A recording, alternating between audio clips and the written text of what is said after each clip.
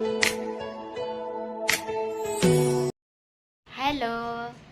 मी स्वामी समर्थ सर्वांना. मी सरस्वती कुंभार आणि माझ्या नवीन एका व्हिडिओमध्ये तुमचं सगळ्यांचं स्वागत आहे.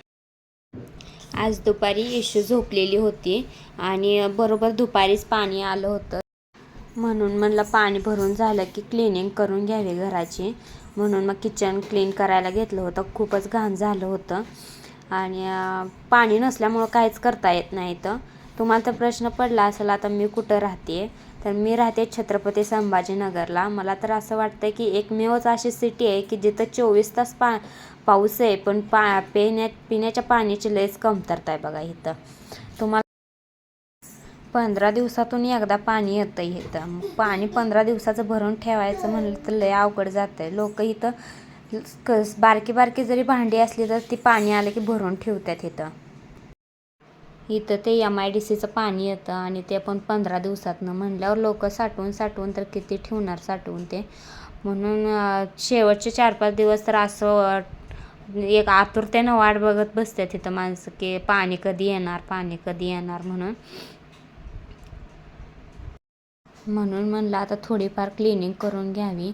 मग पहिल्यांदा किचन घेतलं क्लिनिंग करायला. लयच घाण झालं होतं किचनवरती. स्टाईल वगैरे घासून घेतली जरा चांगली.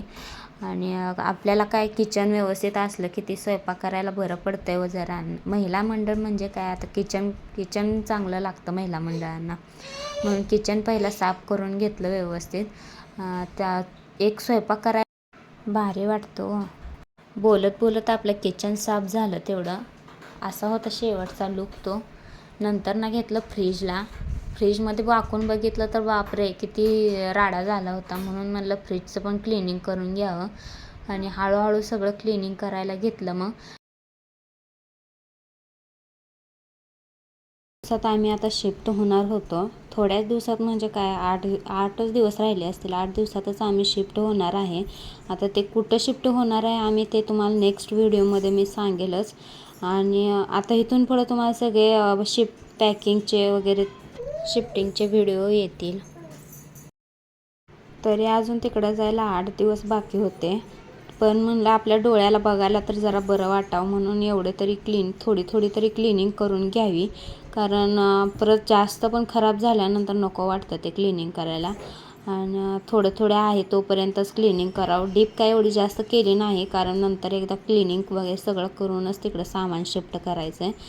नंतर एकदा करणं भागच आहे म्हणलं क्लिनिंग व्यवस्थित. म्हणून आता वरची थोडी क्लिनिंग करून घेतली. आमच्या मॅडम झोपल्या होत्या हो, म्हणून तेवढं तर केलं. नाहीतर तिनं काय करूच दिलं नसतं. मग नाहीतर आली असती मध्ये मग काकडी दे, टोमॅटो दे करत आली असती मध्येच. मग तिनं काहीच करू दिलं नव्हतं.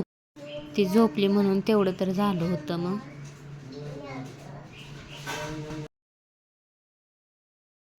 फ्रीज साफ केला तोपर्यंत मॅडम आमच्या उठून आल्या. म्हणलं होतं की नाही तुम्हाला, टोमॅटो दे, काकडी दे करत येतं लगी ते फ्रीजकडे. एकच पोरगी आहे पण घरात किती पसारा केला होता तिनं. घेतलं होतं सगळंच क्लिनिंगसाठी. म्हणलं आता हे पण करून टाकावं क्लिनिंग सगळं व्यवस्थित. समोर एखादी वस्तू दिसली की मग ते तोंडात घालायला बघते. त्यापेक्षा मग ते उचलून व्यवस्थित एका कोपऱ्यात ठेवलेलं पुरतंय ते आपल्याला. नाहीतर मग ते काय धूळ वगैरे बसलेली असते त्याच्यावर, मग ते तोंडात घालायला बघते. म्हणून मग सगळं क्लीन करून घेतलं, व्यवस्थित ठेवलं जिथल्या तिथं. तोपर्यंत ती बसली होती शांत, म्हणून घेतलं सगळं करून. मग तर तिची लुडबुड चालूच होती मध्ये. मग आवरलं सगळं व्यवस्थित.